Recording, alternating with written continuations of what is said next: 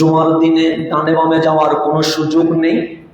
আমরা গত জুমায় মব জাস্টিস তথা মব সন্ত্রাসীর মধ্য দিয়ে মানুষ হত্যা করা এটা কত বড় পাপ হতে পারে এই বিষয়ে আমরা আলোচনা করেছিলাম।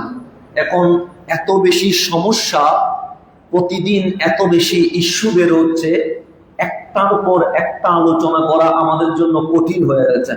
তা আমি এই মিম্বরে দাঁড়িয়ে না হলেও কমপক্ষে 200 জুমার খুতবা তো দিয়েছি আলহামদুলিল্লাহ। প্রায় 200 জুমা যদি তাকরির করি, 200 ঘন্টা মাহফিল এই মিম্বরে দাঁড়িয়ে করা হয়েছে। তা আমি এক সপ্তাহ ধরে ভাবছি যে জুমার মিম্বরে দাঁড়িয়ে আমি অন্তত যদি গৌসুল আজম মসজিদে 200 জুমার ইমামতি করি, আমি 200 জুমায় 200 ঘন্টা বক্তব্য দিয়েছি।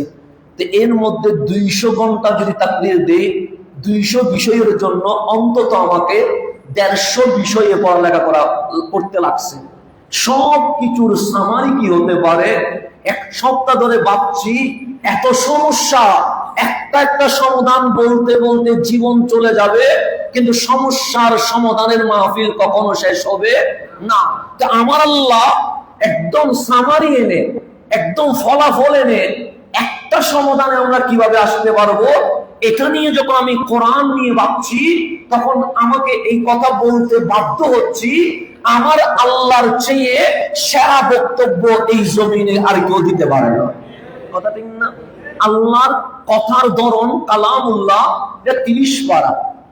30 পারা মানে 666 পৃষ্ঠার মধ্যে সীমাবদ্ধ। আপনি যদি বুখারীর সরা খুলেন, হাজার হাজার পৃষ্ঠার ব্যাখ্যা আছে।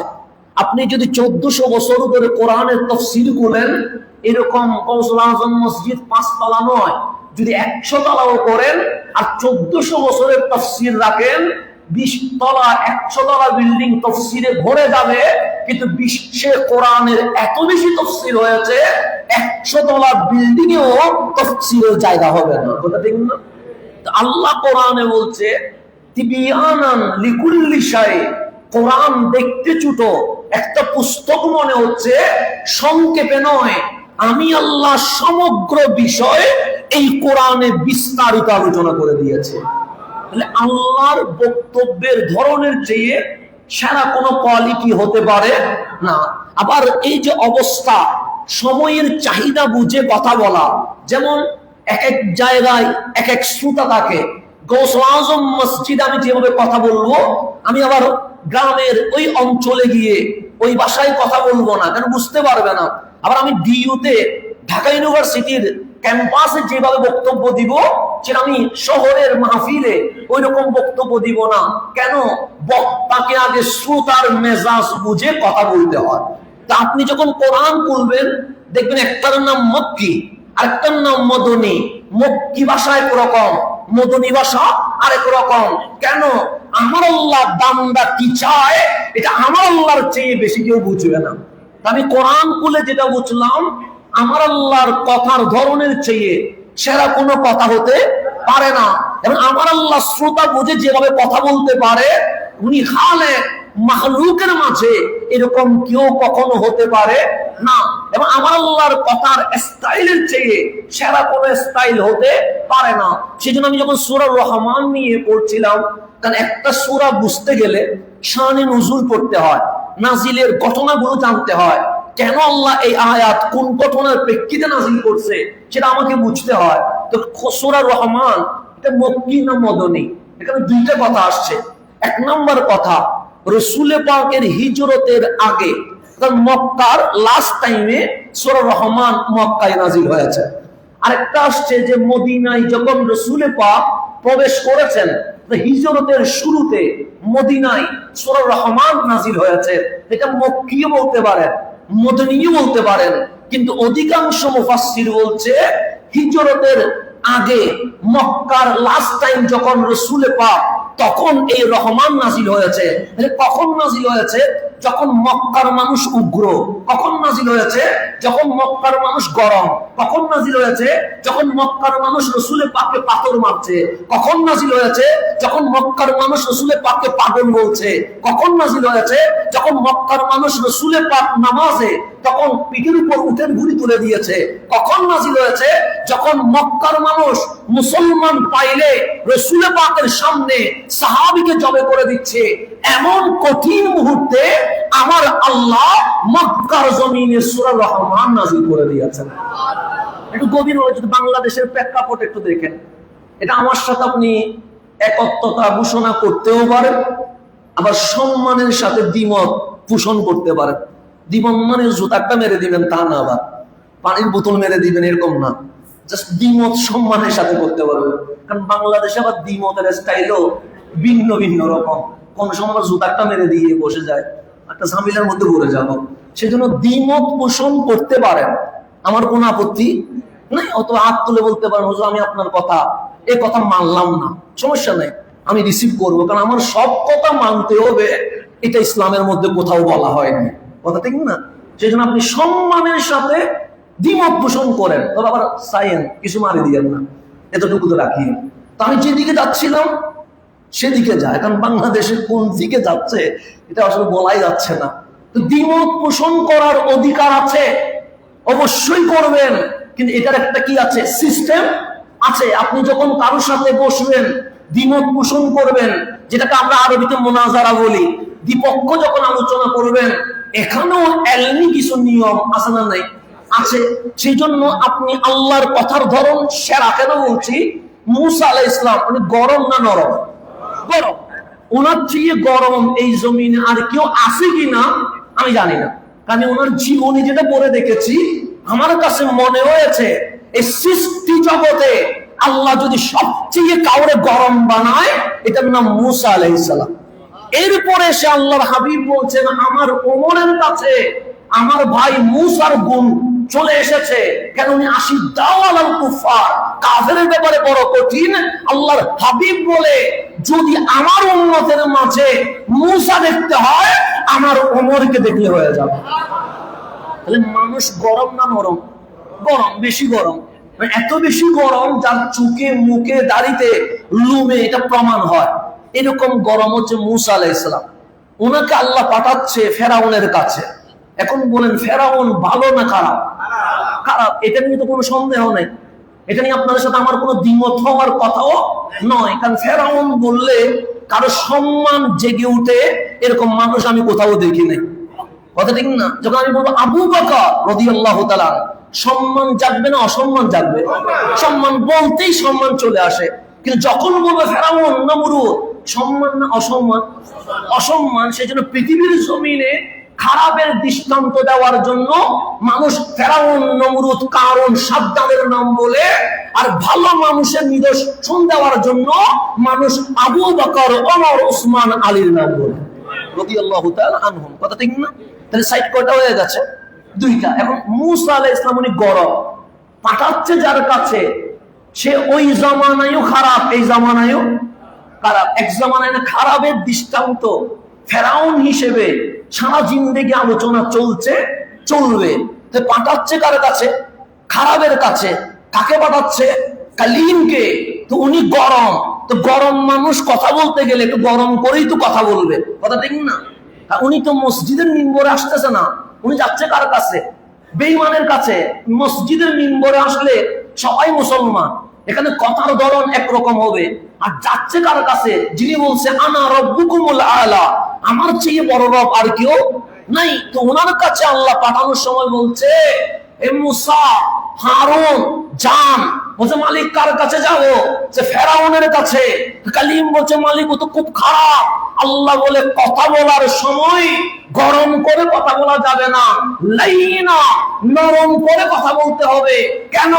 আমি আল্লাহ ইসলাম হিংসা দিয়ে প্রচার করতে চাই না, আমি আল্লাহ ইসলাম ভালোবাসা দিয়ে আবাদ করতে চাই। তাহলে আল্লাহর কথা তো আমি বলে বলতাম হারাই গেল, মারি গেল, দুই টুকরো করে গেল, এটা আমার সিস্টেম ছিল। কিন্তু মালিক বলছে লাইনা, কালিম তুমি করো, কিন্তু যার কাছে যাচ্ছ সে ভালো না, সে সবচেয়ে খারাপ। কিন্তু কথা বলার ধরন গরম হবে না, কি হবে? নরম হবে। তা আল্লাহর কথার সিস্টেম, দাওয়াতের সিস্টেম আর আমার দাওয়াতের সিস্টেম মিলছে না বলেই আজকে ইসলামের অধপতন হচ্ছে। মানে আমি আর আল্লাহর সিস্টেম মিলতে হবে, আল্লাহর মানসার আমার ইচ্ছা মিললেই সফলতা, না মিললে কখনো সফলতা আসবে না। তো এখন রহমান নাজিল হচ্ছে সূরা রহমান কখন? যখন মক্কার মানুষ উগ্র গরম। তো বাংলাদেশের প্রেক্ষাপটে চলে আসে, যখন দুইজন মানুষ মারামারি বাজে, তখন দুইটা পক্ষ যায় কিসের জন্য? থামানোর জন্য, ছুটানোর জন্য। মীমাংসা তো পরে হবে, এখন মারামারি বেজে গেছে। এখন একদল এইদিকে টানে, আরেক দল উড়ে টানে। তখন ওরা কি করে? ছুটে এসে আবার কি করতে চায়? মারতে চায়। তখন আমরা কি বলি? শান্ত হ। একবার বলি না বারবার বলি? বারবার। একবার বলে তো হয়ে যাচ্ছে, শান্ত হ, হয়ে গেছে। এখানে বারবার বলার দরকার নেই। কেন? মানুষ যখন গরম হয়ে যায়, মাইন্ড যখন উপরে উঠে যায়, যখন আপনার মেজাজ স্বাভাবিক নিয়মে থাকে না, অস্বাভাবিক হয়ে যায়, তখন একটা শব্দ একবার বললে কানে প্রবেশ করে না, বারবার বলতে হয়, 10 বার 12 বার বলতে হয়, 20 বার বলতে হয়। এরপরও দেখবেন যারা ধরে রাখছেন সে চুপে দৌড়ে মারামারি করতে চায়, আপনি এরপর আবার জোর করে ধরেন, এই যাস না, মারিস না, শান্ত হ, বিপদ আসবে, মামলা হবে, জেলে যেতে হবে। একটা কথা বারবার বলছেন। ঠিক আমার আল্লাহ যখন সূরা রহমান নাযিল করছে, মক্কাবাসীর মাথা গরম, আমার নবীর উপর হামলা করে, সাহাবীর উপর হামলা করে, তা আল্লাহ চাইলে একবার বললে হয়, কিন্তু আল্লাহ ফাবিআই আলাই রাব্বিকুমা তুকাজ্জিবান একবার বলে নাই, 27 বার বলেছে। কেন? মক্কাবাসীর মেজাজ অস্বাভাবিক গরম হওয়ার কারণে একবার যদি বুকে না ঢুকে, মালিক বলে বারবার বলবো, এরপরেও কামলিওয়ালার কদম ধরতে হবে। এটা হচ্ছে সূরা রহমানের স্টাইল। আল্লাহ সেজন্য কোনো কথাকে এবার বারবার করে বলে নাই। কিন্তু আপনি রহমান ঢুকলে দেখবেন 2টা আয়াত পর পর ফাবিআই আলাই বারবার আসছে। কিন্তু মালিক বারবার বললা কেন? তুমি সব বলে লাস্টে এসে ফাবিআই আলাই রাব্বিকুমা তুকাজ্জিবান বলে দাও। একবার বলে তো হয়ে গেছে, তোমার বারবার বলার দরকার নাই, একবার বললে তো হচ্ছে। আল্লাহ না, তুমি মুভমেন্ট কি সেটা দেখো। আমি ওই সময় বলছি যে সময় মক্কার মানুষ নবীকে সহ্য করতে পারছে না। আমি ওই সময় বলছি যে সময় রাসূলকে ওরা পাথর মারছে। আমি ওই সময় বলছি যে সময় তারা সাহাবায়ে কেরামকে শহীদ করেছে। আমি ওই সময় বলছি যখন তারা আমার নবীর সাহাবীদের ঘর ভাঙচুর করছে, ওদের মেজাজ অস্বাভাবিকভাবে গরম হয়ে গেছে। একবার যদি বলি শান্ত হও, ঢুকবে না। সেজন্য আমি মালিক ফাবিআই আলাই রাব্বিকুমা তুকাজ্জিবান বারবার বলছি। কেন? একবার যদি না শুনে, প্রবেশ না করে, বারবার বললে প্রবেশ করবে। সেজন্য আগে আনছে আর রহমান। কেন? যে তোমার কাজ আমার নবীরে পাথর মারা, তোমার কাজ আমার নবীর সাহাবীকে শহীদ করা, তোমার কাজ আমার নবীর গলচুর ভেঙে দেওয়া। কিন্তু আমি কে জানো? রহমান সব অপরাধ পিছনে রেখে কামলিওয়ালার কদমে এসে ঈমান আনতে দেরি, রহমান হইয়া জীবনের গুনাহ মাফ করে দিব, হাবিবের কারণে জান্নাতুল ফেরদৌস দিয়ে দিব। এখানে আল্লাহ চাইলে ওই গরমের সময় আল্লাহ আল কাহ্হার বলতে পারতেন না? আর রহমান আল্লামাল কোরআন না বলে বলতে আল কাহ্হার আল্লামাল কোরআন। ওই কাহ্হার যিনি কোরআন শিখিয়েছেন। এখানে এই কোনো শব্দ বলই তো না, কাহ্হার এটা আল্লাহর নাম। তো এখানে আর রহমান আল্লামাল কোরআন না বলে বলতে পারতেন আল কাহ্হার আল্লামাল কোরআন। ওই কাহ্হার যিনি কোরআন শিখিয়েছেন। কেন? ওরাও গরম, মালিকও গরম হইতেন। মালিক বলছেন না, ওরা যখন গরমের মধ্যে আছে, আমি মালিক ওদেরকে দয়ার শব্দ দিয়ে ডাকবো, মমতার শব্দ দিয়ে ডাকবো। আমি তাকে বুঝাবো গরম হওয়া এটা শয়তানের কাজ হতে পারে, মাফ করে দেওয়া এটা রহমানের মনসা হতে পারে।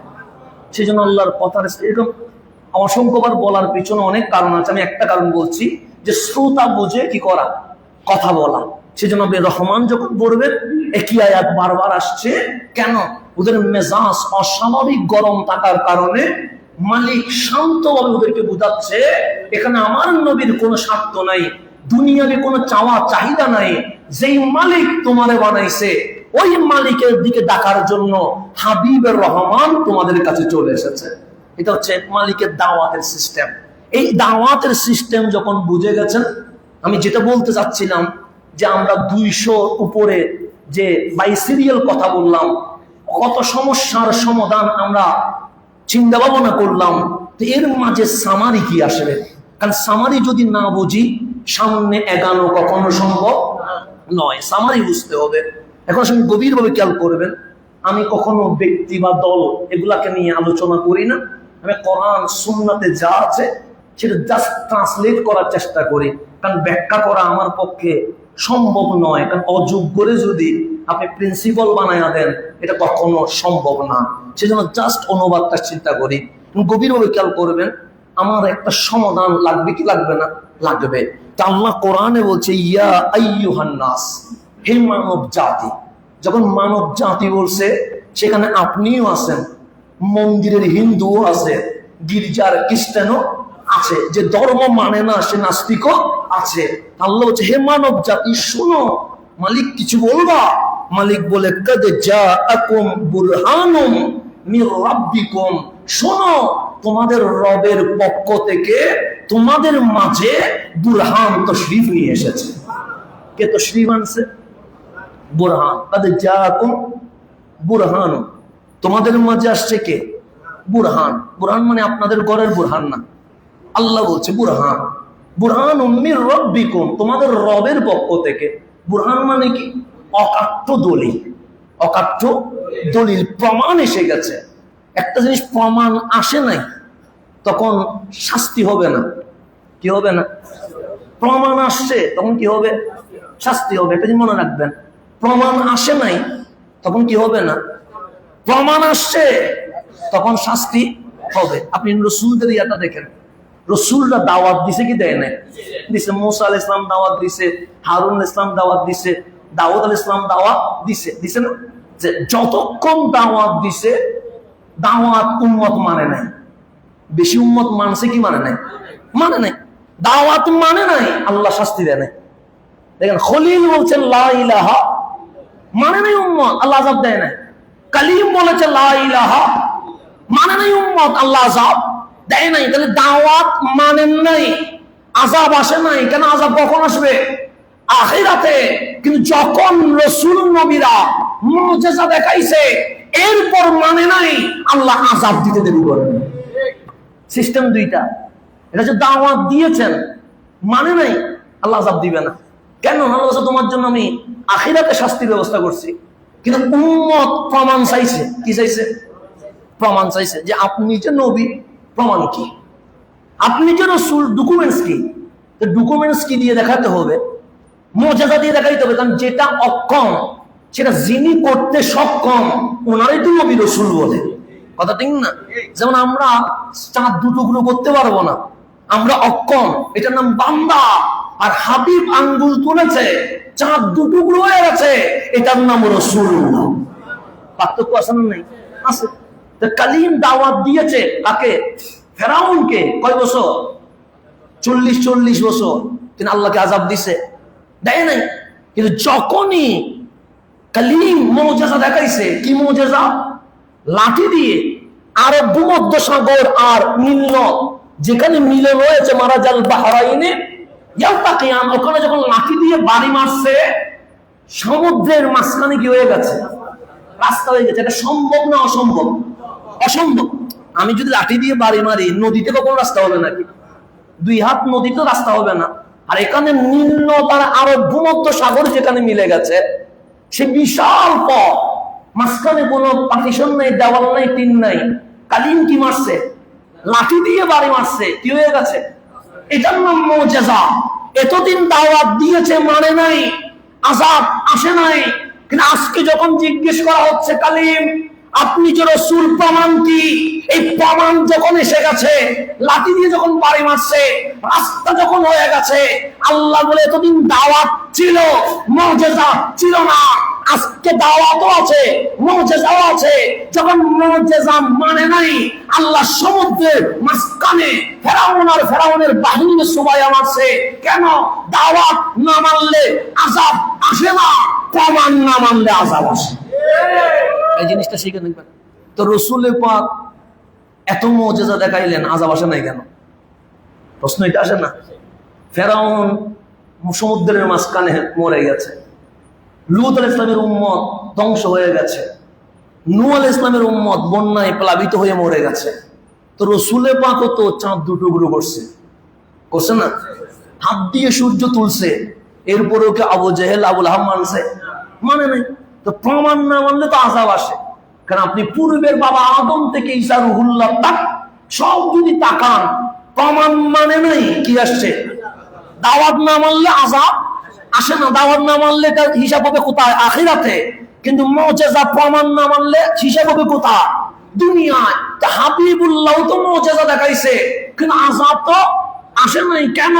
সে আযাব এই কারণে আসে নাই, কালিমের মুজিজা, লাঠির মধ্যে ঈসার মুজিজা, আঙ্গুলের মধ্যে দাউদের মুজিজা, কাপড়ের মধ্যে এক একজনের মুজিজা, এক একটার মধ্যে। আর যিনি দাওয়াত নিয়ে এসেছে চুল থেকে নখ পর্যন্ত আফাদে মাস্তাক মুজিজা, সেই জন্য আযাব আসে না।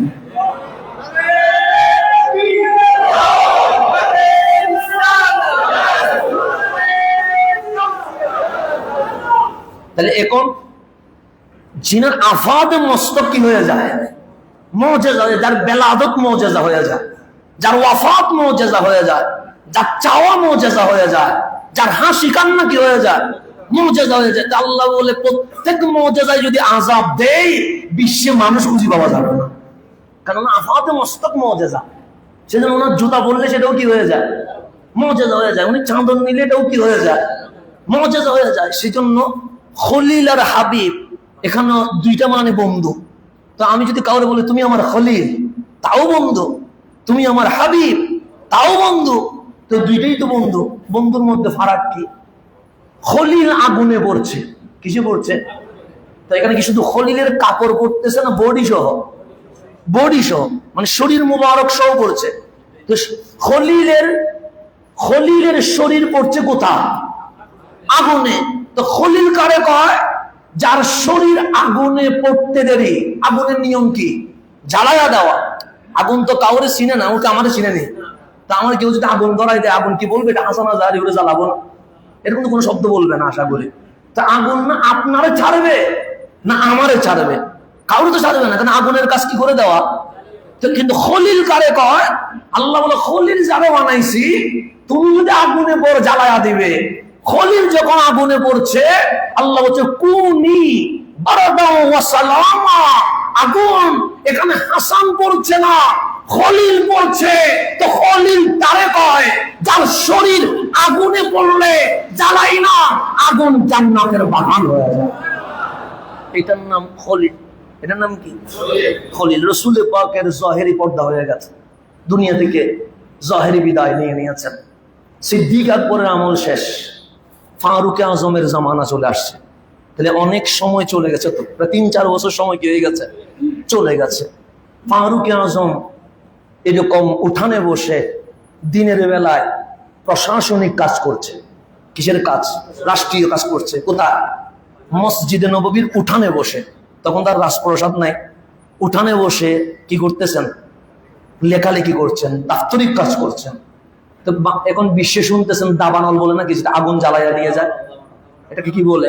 দাবানল। কখনো ইসরায়েলে জ্বলে, কখনো বা কানাডায় জ্বলে, কখনো আমেরিকায় জ্বলে।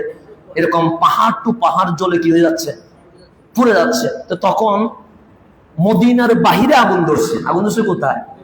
কিন্তু মরুভূমি যেহেতু কানেকশন আছে, ওই দাবানলের আগুন ঘোড়ার মতো দৌড়ে কোথায় ঢুকে গেছে? মদিনায় ঢুকে গেছে। এখন তো জমজমের পানির লাইন ঢুকছে, বিভিন্নভাবে পানির লাইন আসছে। তখন কি মদিনায় জমজমের পানির কোনো কানেকশন গেছে? যায় নাই। এরকম কোনো পানির ব্যবস্থা আছে? মরুভূমি, পানি পান করতে কষ্ট হয়ে যায়।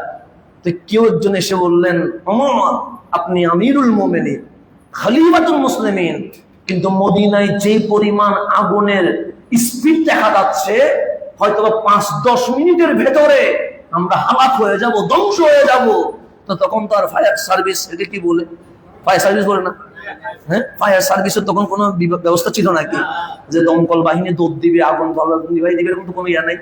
তো সাহাবায়ে কেরাম, তাবিঈন, ওরা দিশকুল না পেয়ে বলছেন, ওমর এখন কি করা যায়? ফারুক আজম দেখতেছেন আগুন কি হয়ে গেছে, মদিনায় প্রবেশ করে ফেলেছে। মানে এমন স্পিড মদিনায় আগুন ঢুকছে, ১০-২০ মিনিট চললেই মদিনার অধিকাংশ জায়গা পুড়ে ছাই হয়ে যাবে। এতগুলো দমকল বাহিনী ফিট করাও কিনা সম্ভব না। আর মদিনা এটা বাংলাদেশ না যে দুই হাত ঢুকেলে পানি পাওয়া যাবে। মদিনায় মরুভূমি, তো উনি আশেপাশে দেখতেছেন কেউ আছে কি, দেখলেন একজন সাহাবী বসে আছে যার গায়ের মধ্যে রসুলে পাকের চাদর রয়ে গেছে। তো দেখতেছে কোনায় উনি কি হয়ে আছে, বসে আছে। কম, হে পুরুষ দাঁড়া। উনি দাঁড়াই গেলেন, যাইয়া আগুনটা নিভাই আসে। কাউকে বলে নাই, কাকে বলতেছেন? যার কাঁধে রসুলে পাকে, শুধু এতটুকু বলছে যাও আগুন নিভাই আসো। উনি আর জিজ্ঞেস করে কেমনে নিভাবো, ফায়ার সার্ভিস তো নাই, দমকল বাহিনী তো নাই, পানি তো নাই। উনি বুঝে গেছে যে ওমর এতগুলো মানুষ বসে আছে, একজন লোক বলে নাই আগুন নিভাই আসো। আমারে বললেন কেন? হাতের ওই রসুলে পাকের চাদর হাতে নিয়ে নিলেন, দিলেন তোর ওই চাদর দিয়ে যখন আগুনে বলছে যা চলে যা, যা চলে যা, যখন ওই চাদরকে দিয়ে এইভাবে করে আগুনকে দৌড়াইতে শুরু করলো, যে স্পিডে আগুন মদিনায় ঢুকছে, রসুলে পাকের চাদর দেখে ওই রকম স্পিডে মদিনা থেকে আগুন বের হয়ে গেছে। খলিল বলে যার শরীর পড়লে আগুন নিভে যায়, হাবিব বলে শরীর লাগবে না, হাবিবের শরীর মোবারকের সাথে কিছু যদি কাজ হয়, ওই কাপড় যেদিকে যাবে আগুন সেদিকে নিভে যাবে। তাহলে খলিল আর হাবিব এরকম পার্থক্য বললে তো আমাদের কিয়ামত চলে আসবে, পার্থক্য কখনো কি হবে না, শেষ হবে না। তো রাসূল আরবি সাল্লাল্লাহু আলাইহি ওয়াসাল্লাম, তো ইনার নাম রহমতুল্লিল আলামিন, যাকে জানের চেয়ে বেশি কি করতে হবে। তো ভালোবাসার মানুষের আলোচনা কি বন্ধ হয় না? চলতে থাকে, চলতে থাকে, চলতে থাকে, আলোচনা বন্ধ হয় না। কারণ আপনি মুখে বললেন আমি রাসূলকে বেশি ভালোবাসি, কিন্তু আপনার জবানের নবীর শান বের হচ্ছে না, আপনার কাজকর্মের দরুদে পাক বের হচ্ছে না। এটা কি ভালোবাসার লক্ষণ হইতে পারে? সেজন্য আমাদের কসম আজম মসজিদে আমরা যেদিকে ঢুকি কিন্তু রসুলের প্রেম যে কোনো ভাবে প্রবেশ করে চলে আসে। কথা ঠিক না? এটা দেখবেন এখানে দাঁড়াইলেই রসুল প্রেম বের হয়। এটা একটা স্বাভাবিক কি হয়ে গেছে, নিয়ম হয়ে গেছে। আপনারা যে দূর দূরান্ত থেকে তো এমনি আসেন না, কাউরে দেখার জন্য কি আসতে হয় নাকি? না না, আপনারাও যে আসেন শুধু একটা কারণে, এই বাগানে কামলিওয়ালার প্রেমের কথা শোনা যায়। তো এখন আল্লাহ বলছেন আমার রসুল আফাদে মস্তকি মুজিজা, তো জানার চুল থেকে নখ পর্যন্ত মুজিজা। যদি আযাব দেওয়া লাগে প্রতিদিন দিতে হবে, প্রতিদিন যদি দেয় আর মানুষ খুঁজি পাওয়া যাবে না, যাওয়াবে না। আল্লাহ বলছে অন্যদের বেলায় দুইটা ডিফারেন্ট ছিল, একটার নাম দাওয়াত ছিল আর একটার নাম মুজিজা ছিল। দাওয়াত মানে নাই, আযাব দেয় নাই, মুজিজা মানে নাই, আযাব দিতে দেরি করে নাই। আর হাবিবুল্লাহ যিনি আসছে, দাওয়াত থেকে মুজিজা আলাদা করা যায় না, মুজিজা থেকে দাওয়াত আলাদা করা যায় না। যার প্রত্যেকটা কথা একদিকে দাওয়াত বের হয়েছে আর একদিকে মুজিজা বের হয়েছে। তো প্রত্যেকটা লম্হা যার মুজিজা, সেখানে আযাব দিবে কোন দিকে? সেজন্য আল্লাহ বলছেন হাবিব আপনার এই জাতিকে দেখে আমি আল্লাহর আযাব দিতে বেশি মন চায়। কেন? ওখানে ফেরাউন থাকলে এখানে আবু জাহেল আছে। তো কথা ঠিক না? ওই ফেরাউনের চেয়ে এই আবু জাহেল আরো বেশি মারাত্মক। কথা ঠিক না? ওখানে ফেরাউন ছিল কয়টা, এখানে তো ফেরাউন একটা না। আবু জাহেল, আবু লাহাব, উতবা, শাইবা, ইবনে উমাইয়া, গনি শেষ করা যাবে না, গনি শেষ করা যাবে না। তাহলে ওখানে ফেরাউন ছিল কয়টা? আর হাবিবুল্লাহর জামানায় ফেরাউন গনি কি করে যাচ্ছে না? আল্লাহ বলছেন হাবিব আযাব দিতে বড় মন চায়। কি দিতে? আল্লাহ বলছেন, আর হাবিব বলছেন মালিক তো দেন না কেন? আপনি নূহ আলাইহিস সালামের উম্মতরে পানির ভিতরে দিয়া তালাবন্দি শেষ করে দিয়েছেন, খলিলুল্লাহর উম্মতরে শেষ করে দিয়েছেন, আমারটারে দেন না কেন? আল্লাহ বলে একটা কারণে দেয় না। কি কারণে? মা কানা আল্লাহু লিয়ুআযযিবাহুম ওয়া আনতা ফীহিম, তাদের মাঝে আপনি আসেন বলে আযাব দিতে পারেন। কেন? যেখানে রহমতুল্লিল আলামিন বসে থাকে সেখানে রহমান কখনো কাহার হতে পারে না। সেজন্য আমি আল্লাহকে দিতে পারি নাই, কারণ বসে আছে যিনি, উনি রহমতুল্লিল আলামিন। তো রহমতুল্লিল আলামিন যখন মওলার দিকে তাকায় আছে, রহমান কখনো কাহার হতে পারে নাই। সেজন্য কি দিতে পারে নাই? আযাব দিতে পারে নাই। এতেই হাবিব আপনার কারণে দিতে পারি নাই, নাহলে এগুলার আমি যে কি করতাম যদি আপনি না থাকতেন। কিন্তু আপনি আসেন বলে এগুলার কি করে দিছি, ছেড়ে দিয়েছি, না হলে আমি ছাড়তাম না কখনো। সেই জন্য হাবিবুল্লাহর কারণে আমরা কি হয়ে গেছি, বেঁচে গেছি। তা আল্লাহ বলছেন ইয়া আইয়ুহান নাস কাদ জাআকুম বুরহানুম মির রাব্বিকুম। এখানে বলে নাই যে মুহাম্মাদুম মির রাব্বিকুম, তোমাদের রবের পক্ষ থেকে মুহাম্মদ এসেছে। বলে নাই আহমদুম মির রাব্বিকুম, তোমাদের রবের পক্ষ থেকে আহমদ এসেছে। বলছে বুরহানুম, কেন? উনি প্রমাণ এসেছে, অকাট্য দলিল এসেছে। তো একটা হচ্ছে দাওয়াত দেওয়া, একটা হচ্ছে দলিল প্রমাণ দেওয়া। দলিল প্রমাণের নাম মুজিজা, আর দাওয়াত মানে শুধু বলা এটা মানেন, এটা করেন, এটা করিয়েন না, এটার নাম দাওয়াত। দাওয়াত না মানলে আযাব আসে না, কিন্তু প্রমাণ না মানলে কি আসে? আযাব আসে। আল্লাহ বুরহানুম, তোমাদের মাঝে যিনি আসছে উনি অকাট্য প্রমাণ, দলিল এসেছে। যেখানে পুরাটাই দলিল, পুরাটাই মুজিজা, সেখানে আমি আল্লাহ আযাব দিতে পারি না। আমার রাসূলের নাম বুরহান। বুরহান মানে কি? অকাট্য দলিল। এরপর বলছে ওয়া আনজালনা ইলাইকুম নূরাম মুবিনা, ওনার মাধ্যমে তোমাদের মাঝে তোমাদের রবের পক্ষ থেকে আলোকিত নূর তথা কোরআনুল কারীম তাশরীফ নিয়ে এসেছে। এখন বুরহান মানে কি? আমি তো বললাম অকাট্য দলিল। তো অকাট্য দলিলটা কারে কর? হযরত ইমাম খাযেন রাহমাতুল্লাহি আলাইহি উনি বলছেন আল বুরহানু দলিলুন। বুরহান হচ্ছে দলিল। দলিল মানে প্রমাণ। কিসের প্রমাণ? আলা ইকামাতিল হক ওয়া ইবতালিল বাতিল। তুমি যদি হক প্রতিষ্ঠা করতে চাও, বাতিলকে খণ্ডন করতে চাও, এই বাতিলকে খণ্ডন করা আর ইকামাতের হক, হক প্রতিষ্ঠা করার জন্য একটা দলিল লাগে। ওই দলিলের নাম বুরহান, ওই বুরহানের নাম রাহমাতুল লিল আলামিন। এরপর বলছেন লিআন্নাহু তাআলা জাআলাহু হুজ্জাতান কাতিয়াতান কাতা বিহি গাজরাত জামিইল খালায়েক। এই পৃথিবীতে যত সৃষ্টি আছে, সৃষ্টির যত প্রশ্ন আছে, আপত্তি আছে, এটার মীমাংসার জন্য যিনি প্রমাণ হিসেবে এসেছেন ওনার নাম রাহমাতুল লিল আলামিন। সেই জন্য আমার নবী তাওহীদের দলিল, আমার নবী কোরআনের দলিল, আমার নবী ইসলামের দলিল, আমার নবী রিসালাতের দলিল, আমার নবী শরীয়তের দলিল, আমার নবী হালালের দলিল, আমার নবী হারামের দলিল। এক কথায় আল কোরআনের প্রত্যেকটা শব্দের দলিলের নাম রাহমাতুল লিল আলামিন। সেজন্য মক্কাবাসী আল্লাহরা তো দেখে নাই, আপনারা দেখছেন না? কেউ তো দেখেন নাই, যেহেতু যেটা দেখে না সেটার প্রতি আগ্রহ একটু কি হয়, বেশি হয়। কথা দেখেন না? আমি যদি বলি সিনেমা দেখিও না, আপনি মনে মনে বলবেন দেখা দরকার, কারণ এর ভিতর কি আছে। যত নেগেটিভ বলবো এটার প্রতি কি বাড়ে? আকর্ষণ বাড়ে। সেজন্য বাংলাদেশে একটা কথা আছে ভাইরাল হওয়া। কি হওয়া? ভাইরাল হওয়া। আপনি পজিটিভ মাহফিল করেন, এগুলো কখনো কি হবে না?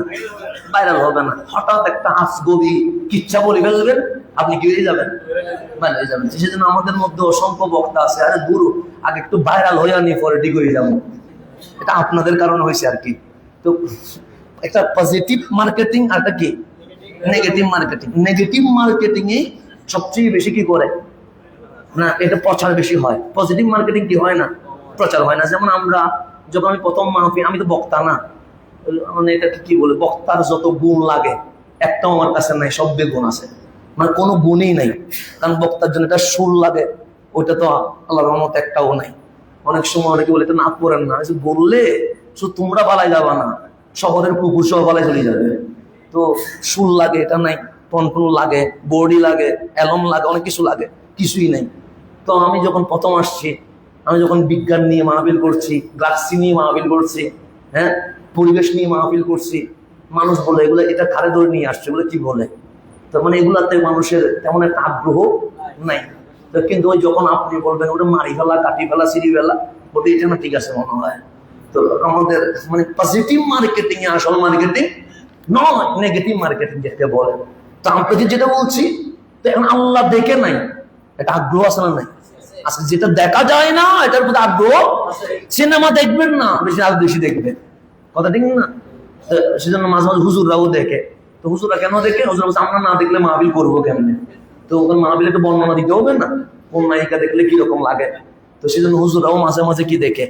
সিনেমা দেখে। সেজন্য ওনারা মাহফিল করে, অমুক নায়িকা দেখতে এরকম লাগে, অমুকরে দেখতে এরকম লাগে। তো ওনারা দেখে জিজ্ঞেস করলাম আপনারা এইভাবে কেমনে বলেন, আমরা না দেখলে মাহফিল করবো কেমনে? তো সেই জন্য ওনাদের জন্য মাঝে মাঝে ফতোয়া কি হয়ে যায়, জায়েজ হয়ে যায়। কারণ হুজুরদেরকে যেই ফতোয়া দিবেন আমি আগে জিজ্ঞেস করবো জায়েজ লাগবে না না জায়েজ লাগবে, কারণ হুজুরদের তো মাসালা অনেক, তো ওইদিকে আপনারা যাওয়ার দরকার নাই। আমরা সহজ সরল মানুষ, সেই জন্য হুজুরদের কপ্পরে বললে আবার জামিলার মধ্যে পড়ে যাবেন। সেই জন্য তালাকের মাসালা নিয়ে অনেকে আসে, তখন হুজুর জিজ্ঞেস করে কোনটা লাগবে, হইছে না হয় নাই, আগে তোমার কোনটা লাগবে সেটা হলো, এরপর কোন দিকে দলিল নিতে হবে সেটা আমার দায়িত্ব। এরকম মাঝে মাঝে জামিলা আছে না নাই? আছে। তো এই যে পজিটিভ আর একটা কি আছে, নেগেটিভ মার্কেটিং। আচ্ছা, আমি যত না বলবো আপনি কোন দিকে চলে যাবেন এটা দেখা দরকার।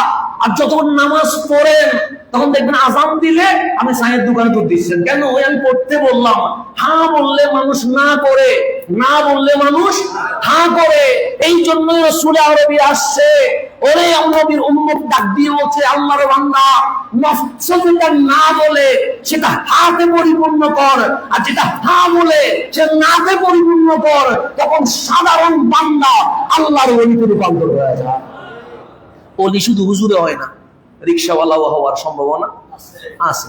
সুতরাং আপনারা মনে করেন মনে হয় দাড়ি টুপি আছে, এটা মনে আল্লাহর ওলি বসে আছে, একটু মোনাজাত করাইলে মনে কবুল হবে, এমন হইতে পারে। আমার গুনার কারণে আল্লাহ মোনাজাত কবুল না করলেও এখানে এমন কেউ আছে যে আমিন বললে মাওলা দোয়া কবুল করে ফেলে। সুতরাং কে কোন ভাবে আল্লাহর দরবারে কবুল হচ্ছে এটা বলার কোনো সুযোগ নাই। রব্বুল আলামিন সবাইকে কবুল করে নি। তো এখন পজিটিভ নেগেটিভ, এখন আল্লাহ দাওয়াত দিচ্ছে কোথায়? সাফা পর্বতের নিচে এসে রহমতুল্লিল বলছে লা ইলাহা। এখন লা ইলাহা ইল্লাল্লাহ যে বললো, কেউ কি আল্লাহ দেখছেন? দেখে নাই। বলছে এটা কোরআন, তো কোরআন আনছে কে? জিবরিলে। কার উপর নাজিল হইছে? আমার উপর নাজিল হইছে। এখন জিবরিল যে আসছে এটা কি কেউ দেখছেনি? তো জিবরিলও দেখে নাই, আল্লাহও দেখে নাই। কোরআনটা কিভাবে নাজিল হচ্ছে এটাও দেখে নাই। তো সন্দেহ চতুর্দিকে আছে না নাই? আছে। তো যেটা নেগেটিভ হয় এটা একটু দেখার আগ্রহ বাড়ে না কমে? বাড়ে। এখন মক্কাবাসীর প্রশ্ন হচ্ছে, আল্লাহ যে এক, এটার প্রমাণ কি? জিবরিল যে আসছে তা বিশ্বাস করব কেমনে? তা আপনি যে বলছেন ইকরা বিইসমি রাব্বিকাল্লাযী খালাক, এটা যে কোরআন, মানবো কেমনে? তখন আল্লাহ বলে, হাবিব তা আমি তো আগেই বলে দিয়েছি, কাদ জাআকুম বুরহানুন, প্রমাণ তো আছে, দলিল তো আছে। ওই দলিলের নাম রহমতুল লিল আলামিন। মক্কাবাসী কি বলছে? আল্লাহ প্রমাণ চায়, আমি যে রসুল প্রমাণ চাই, কোরআন যে কালামুল্লাহ প্রমাণ চায়। আল্লাহ বলে প্রমাণ তো আছেই তাদের মাঝে, তুই কি বলবো? আল্লাহর হাবিব বলেন, ফাকাদ লাবিস্তু ফীকুম উমরা মিন ক্বাবলিহি। আর দলিল কি? দলিল তো আমি রহমতুল লিল আলামিন। কেমনে? সে মা আমেনার গোদ থেকে এই গাড়ে হারা পর্যন্ত আমি নবীজি 40 বছর তোমাদের মাঝে কাটিয়ে দিয়েছি। আমার জিন্দেগি তাওহীদ ইসলামের দলিল হয়ে গেছে। আল্লাহ বলেছে, আফালা তাকিলুন, তোমাদের কি আকল নাই? কে বলতেছে? আল্লাহ বলতেছে। এটা বলার পরে আল্লাহ রসুলকে বলছে, আপনি এটা বলে দেন। এটা তো বলে দিয়েছে রসুল যে আমি তোমাদের মাঝে কয় বছর ছিলাম, এটা দলিল। এর চেয়ে বড় দলিল এখানে আর নাই। আল্লাহ আফালা তাকিলুন, তোরা বসে মদ খাস, আমার নবী জীবনে মদের আসরে আসছে? তোরা কাবার সামনে উলঙ্গ নাচিস, আমার রসুলকে বেহায়াপনে কখনো দেখেছিস? তোরা কথায় কথায় মিথ্যা বলিস, আমার হাবিব জীবনে মিথ্যা বলেছে? তো এই 40 বছরে আমার নবীর মাসুমিয়ত আমি আল্লাহ ইসলামের দলিল হিসেবে দিয়ে দিয়েছি। এরপর আল্লাহ কি বলছেন? আমিনু, তোমরা ঈমান আনো। কাদেরকে বলতেছে? আমাদেরকে বলতেছে। মওলা কিসের উপরে ঈমান আনবো? সে বিমা আনজালা আলা মুহাম্মাদিন সাল্লাল্লাহু মুহাম্মদ সাল্লাল্লাহু আলাইহি ওয়াসাল্লাম, ওনার উপরে যা নাজিল হইছে এটার উপর কি আনো? ঈমান আনো। তো রাসূলের সাথে কি করে দিয়েছেন? সম্পৃক্ত। তো এখন রাসূলের নাম বললেন কেন? বলতে পারতেন কোরআনের উপর ঈমান আনো, তাওহীদের উপর ঈমান আনো, লা ইলাহা ইল্লাল্লাহর উপরে ঈমান আনো, এরকম বলতে পারে না? কিন্তু বলতেছেন আমিনু বিমা আনজালা আলা মুহাম্মদ, আমার হাবিবের উপর যা নাজিল হয়েছে তার উপর কি আনো? তো ইমাম আবু নাঈম উসমাহানি বলছেন, এখানে মুহাম্মদ সাল্লাল্লাহু আলাইহি ওয়াসাল্লামের উপর ঈমান আনো কেন বলছে? যে লিআন্নাহুম লাম ইয়ারিফু ইল্লা মুহাম্মাদান সাল্লাল্লাহু আলাইহি ওয়াসাল্লাম। কেন? যে মক্কাবাসী আল্লাহও চিনে না, কোরআনও চিনে না, শুধু যারে চিনে উনি রহমতুল লিল আলামিন। আসলে নবী চিনছে মানে তাওহীদ চিনা হয়ে গেছে, নবী চিনছে মানে কোরআন চিনা সেজন্য আল্লাহ নবীর পরিচয় ওয়ামা মুহাম্মাদুন ইল্লা রাসূল, আমার নবীর পরিচয় হচ্ছে উনি কে? রাসূল, তোমাদের মতো সাধারণ কেউ না। এখানে একটা বিষয় আছে, একটু গভীর মনোযোগ দিতে হবে, একটু কঠিন হলেও একটু মনোযোগ দিয়ে শুনলে কাজে আসবে। আল্লাহ নবীর পরিচয় দিচ্ছেন, কি পরিচয় দিচ্ছেন? মা কানা মুহাম্মাদুন আবা আহাদিম মির রিজালিকুম। কে বলতেছেন? আল্লাহ। আমার নবী পৃথিবীর কোন পুরুষের বাবা নয়। কে বলতেছেন? আল্লাহ। মা কানা মুহাম্মদ সাল্লাল্লাহু, রাসূল নয়। কি নয়? আবা আহাদিম মির রিজালিকুম, তোমাদের কারো বাবা নয়। তাহলে রাসূল আমাদের কি নয়? কারো বাবা নয়। অর্থাৎ উনি পৃথিবীতে কোন ছেলে সন্তানের বাবা নয়। তো রাসূলের তো সন্তান হয়েছে, ছোট অবস্থা আল্লাহ কি করছে?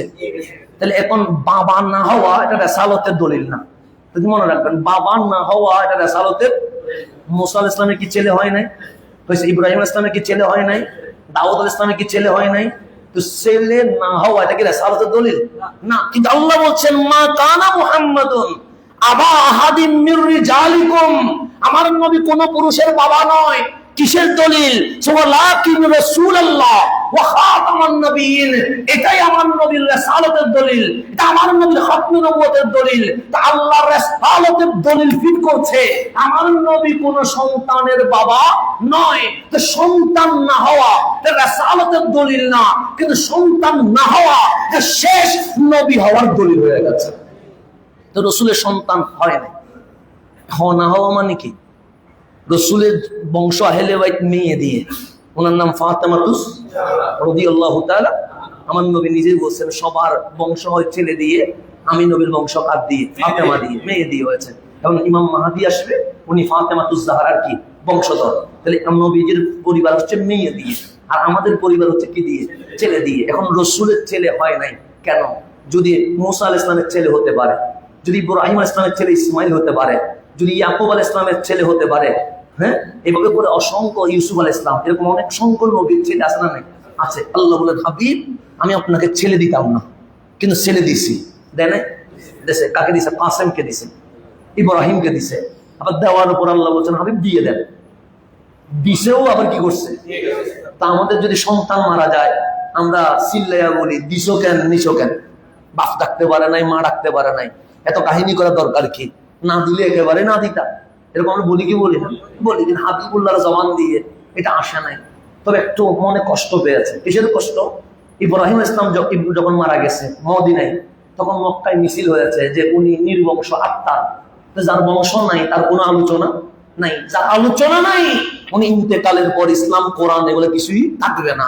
তো যখন টিটকিরি করে ট্রল করে তখন কি মানুষ কষ্ট পায় না? পায়। তো মদিনার মসজিদের নবীর চত্বরে চোখের পানি বের হয়ে গেছে। আল্লাহ বলে হাবিব নিয়ে গেছি, কষ্ট পাইছেন? হাবিব বলে কষ্ট পাই নাই, কারণ যিনি দিয়ে খুশি হয় আমি পেয়ে খুশি হয়েছি, যিনি নিয়ে খুশি হয় আমি নবী দিয়ে খুশি হয়ে গেছি। এখানে হাবিব মাহবুবের খেলা চলছে। তো কাঁদছেন কেন? যে কাঁদছি মক্কাবাসী ট্রল করছে। তা আল্লাহ বলে হাবিব সন্তান দিতাম না, দিয়েছি এই কারণে যদি সন্তান না হয় তখন মানুষে বলবে তা কেমন নবী যে ছেলে সন্তান জন্ম দিতে পারে না, আপনার ইজ্জত আঘাত হবে। সেজন্য সন্তান দিয়ে বিশ্ববাসীরা জানাই দিলাম এমন নবী মেয়েও পয়দা করতে পারে, ছেলেও পয়দা করতে পারে, কিন্তু আমি প্রাপ্তবয়স্ক বানাই নাই। হাবিব বলে মালিক কেন দিয়ে? যখন মানুষ কি উত্তর দিলেন, তো যুবক হইলে সমস্যা কি? তখন আল্লাহ বলে হাবিব আপনি কে?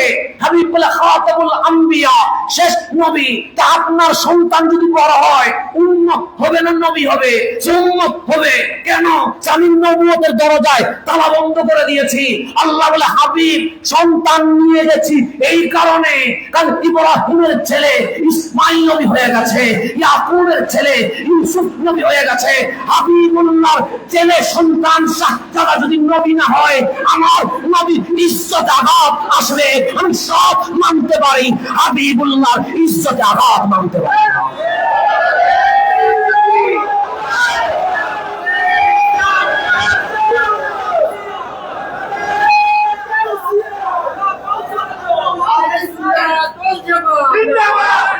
সময় চলে যাচ্ছে, আমি এখন অনেক দূরে নিয়ে যাচ্ছিলাম, কিন্তু সময় তো শেষ হয়ে যাচ্ছে। আমি অনেক দূরে নিতে আসছিলাম, আলোচনা বেঁচে থাকলে চলবে, বেঁচে থাকলে আয়াত যদি থাকে আর কি, মানুষের মরণশীল মানুষ মরে গেলে জানাজায় না যাইতে পারলে দোয়া করে দিন, অন্তত বদদোয়া করিয়েন না। তা এখন আসলে আমি যেটা বলছিলাম, হাবিবুল্লাহর সন্তান না থাকা হাবিবুল্লাহর খতমে নবুয়তের কি?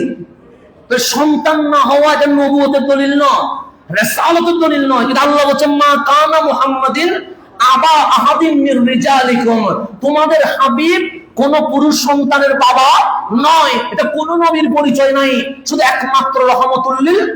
এরপর আল্লাহ নিজের পরিচয় দিচ্ছে, হাবিব বলেন কল, আপনি বলেন ইন কানা লির রহমানে ওয়ালাদুন, যদি রহমানের সন্তান থাকতো, আল্লাহর যদি ছেলে থাকতো, তাহলে ফানা আউয়ালুল আবেদিন, আমি প্রথম রাসূল যিনি ওই সন্তানের কি করতাম? ইবাদত করতাম। সন্তান না থাকা এটা দলিল হচ্ছে কার? আল্লাহ লা ইলাহা ইল্লাল্লাহ। কেন সন্তান থাকলে শিরিক হবে, শরীক হওয়া তাওহীদের কখনো দলিল হতে পারে না। তা হাবিব কে বলছে, হাবিব কোন সন্তানের কি নয়?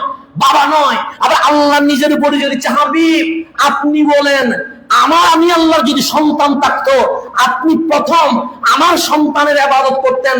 লাম ইয়ালিদ ওয়ালাম ইউলাদ, আমার সন্তান নাই, সে সন্তান না থাকা এটা দলিল কার? রবের ওয়াহদানিয়তের, কিন্তু নবুয়তের নয়। তা আল্লাহ বলছে লাম ইয়ালিদ ওয়ালাম ইউলাদ, আমি আল্লাহর সন্তান নাই। তা ওয়াহদানিয়তের দলিল। জমিনে সন্তান না থাকা এটা কখনো দলিল হতে পারে না। কিন্তু হাবিবকে বলছে মা কানা মুহাম্মাদিন আবা আহাদিন, আমার রাসূল কারো বাবা নয়।